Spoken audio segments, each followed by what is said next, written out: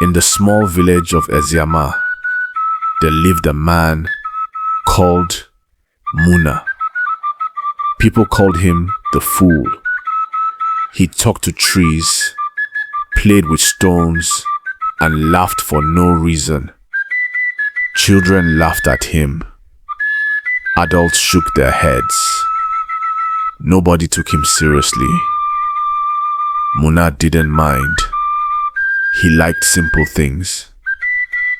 He liked the sound of birds, the feel of grass under his feet, and the way the river sang at night.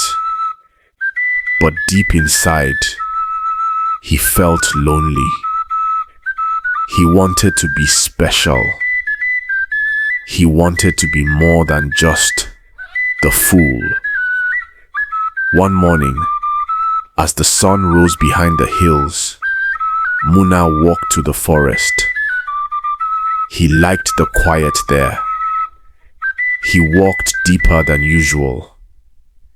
Birds flew away. The trees grew taller. The air became colder. Suddenly, Muna saw something strange. A tree with silver leaves. Its trunk glowed like gold. At the bottom of the tree was a small hole, just big enough for a person to crawl through. Muna looked around.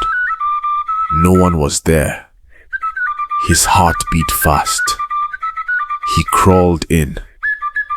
The tunnel was dark at first, but soon soft lights danced on the walls.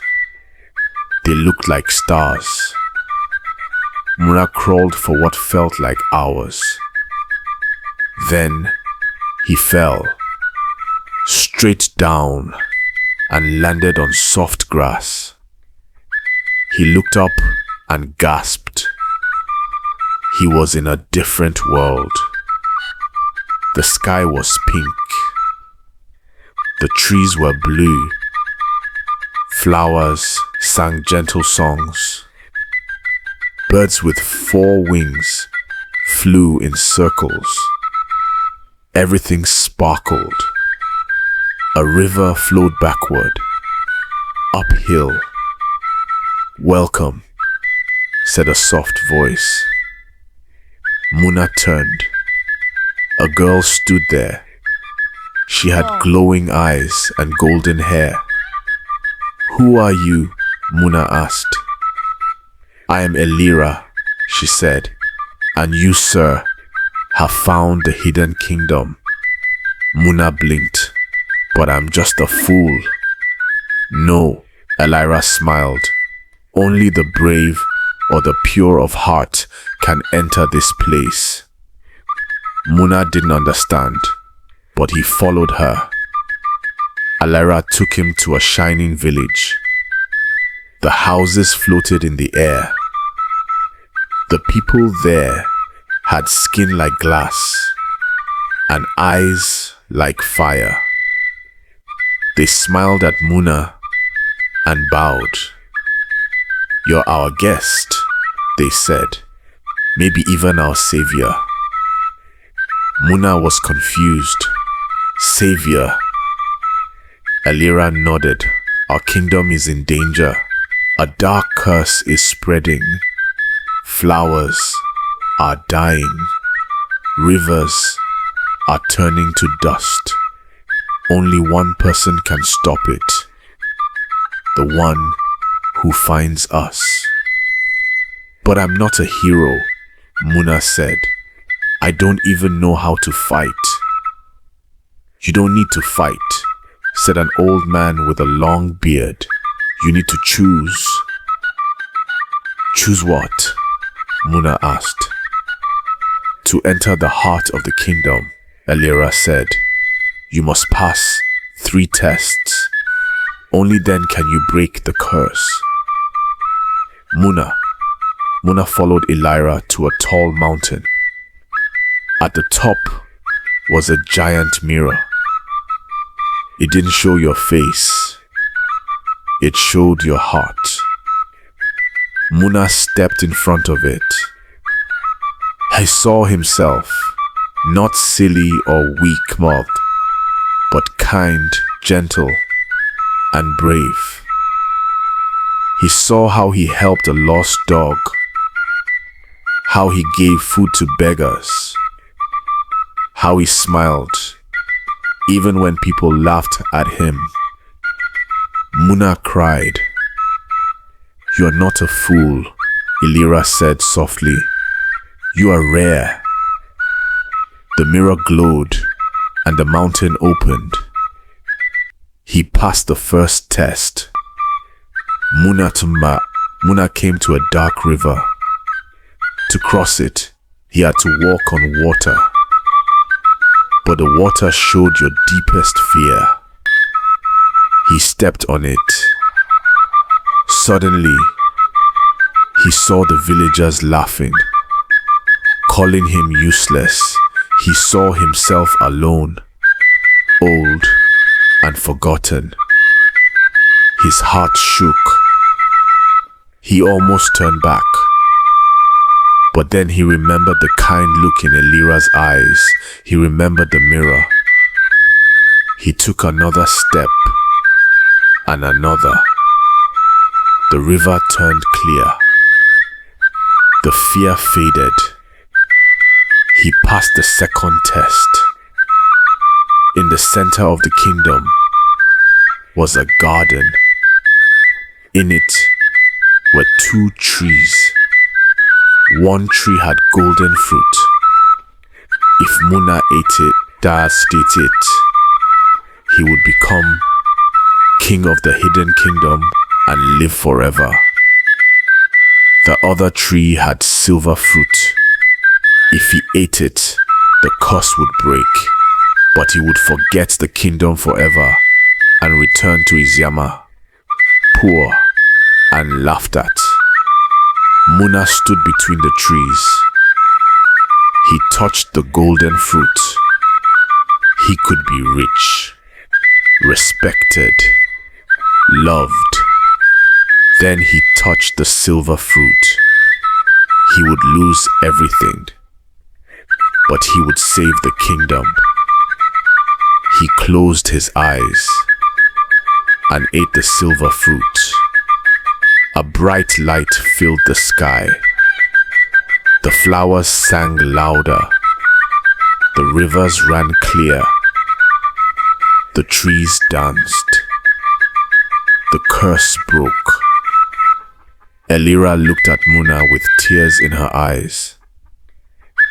"You chose us," she said, "even when no one chose you." Muna smiled. It was the right thing. Then everything faded. He woke up beside the silver tree in the forest. The hole was gone. The sky was normal. The birds chirped. He walked back to his yama. Nothing had changed. People still laughed at him. Children threw stones. But Muna just smiled. He didn't remember the kingdom. He didn't remember Elira. But something inside him had changed. He stood straighter. His eyes were calm. Over time, people noticed. When a child was lost, Muna found them. When someone was sick, he stayed by their side. When a tree was dying, he planted a new one. The village still called him the fool, but slowly they said it with less laughter. And one day, a little girl said, "He's not a fool, he's kind." And the name changed from fool to friend. But far away, in a sky of pink and a forest of blue, Elira stood at the edge of the magical river. She looked into the water. For a second, Muna's face appeared. She smiled. "He saved us," she whispered, even though he forgot. Days passed, then weeks. Muna lived quietly in Eziama. He still picked flowers. He still talked to animals. He still helped people. But something deep inside him felt missing. Sometimes at night, he had dreams. In the dreams, he saw a pink sky, a girl with golden hair, a mirror, a river, a garden. He woke up sweating, heart racing, but never remembered why. One night, he followed the dream. He walked into the forest again. The silver tree was gone, but the ground was warm beneath his feet. He sat and closed his eyes. "Why do I feel like I've lost something important?" he whispered. No one answered, but the wind blew gently, like a voice saying, "Keep going." Meanwhile, in the hidden kingdom, the kingdom healed. Flowers bloomed. Music filled the air. But something was missing. Elira walked through the golden halls. "We are free," said the people. "But we lost him," she whispered. The elders gathered. "The curse is broken," said one, "but the darkness is not gone." "What do you mean?" Elira asked. "The curse was only part of the evil," the elder replied. "There is still one who hides in the shadows, the one who caused it all." Elira's eyes grew wide. "Who?" The elder's face darkened. "The lost prince. Long ago, before the curse, the hidden kingdom had two royal children, Elira and her twin brother, Zephan. Zephan was powerful, but proud. He wanted to rule alone. One night, he used dark magic to steal the kingdom's heart, a golden gem that gave the land life. But the gem rejected him. It shattered, and a curse spread. To protect the kingdom, the elders erased Zephan's name from all memory. No one but Elira remembered him. Now, with the curse broken, Zephan was returning. "He will come back stronger," the elder warned, "and only the one who passed the 3 tests can stop him." "But he doesn't remember," Elira said. "He lives far away. He thinks he's just a fool." "Then you must bring him back," the elder said, "before Zephan destroys everything." Back in Eziama, Muna sat by the river. He tossed a pebble into the water. Suddenly, the pebble stopped in midair. The river froze. The sky turned pink. A voice echoed, "Muna, do you remember?" He jumped up. "Who's there?" The trees bent gently. The ground shimmered. Then in front of him appeared Elira. He stepped back. "You, I know your face. From my dreams." "They were not dreams," she said softly. "You are here. You saved us." "I saved the kingdom?" "Yes," she nodded. "And now, we need you again." "I'm just Muna." "No," she said. "You are more than you know." They returned through the silver tree, now glowing brighter than ever. The hidden kingdom welcomed him like a hero, but Muna was unsure. He still felt like the fool of Eziama. Then, Elira showed him the mirror of truth again. This time, it showed a warrior, a protector, a man with a heart of gold and courage that lit up the sky. "You are ready," Elira said.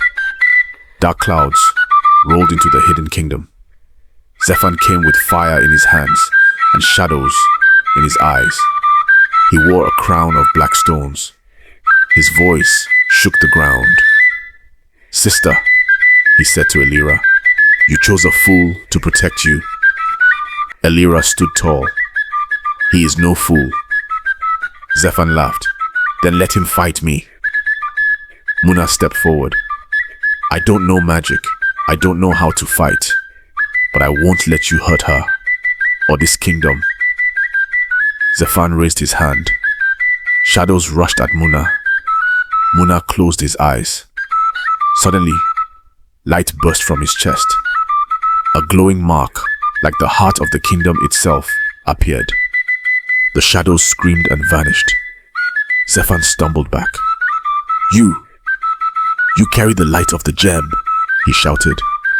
Yes, said the elder, stepping forward, because he was chosen by the gem, not you. Zephan tried to run, but the kingdom rose against him. The rivers, the trees, the stars, all turned on him. With one final blast of light from Muna's chest, Zephan turned into dust and scattered into the wind. The sky cleared. Peace returned. The kingdom cheered. But Muna was quiet. I must go back, he said. My place is in Eziama. Elira looked sad. You don't have to go. I do. There are people there who still need a friend. Even if they laugh. Even if they call me a fool. Elira held his hand. You will always have a place here. He smiled. Even if I forget again? She touched his chest. This time, the light will stay. Muna walked back through the tree. This time, he didn't forget. He remembered the pink sky, the mirror, the river, and Elira's golden eyes. Back in Eziama, he lived quietly. But people saw the change. They didn't laugh anymore. They listened. And when children asked about the silver tree, Muna only smiled and said, sometimes the biggest fools are the ones with the brightest hearts.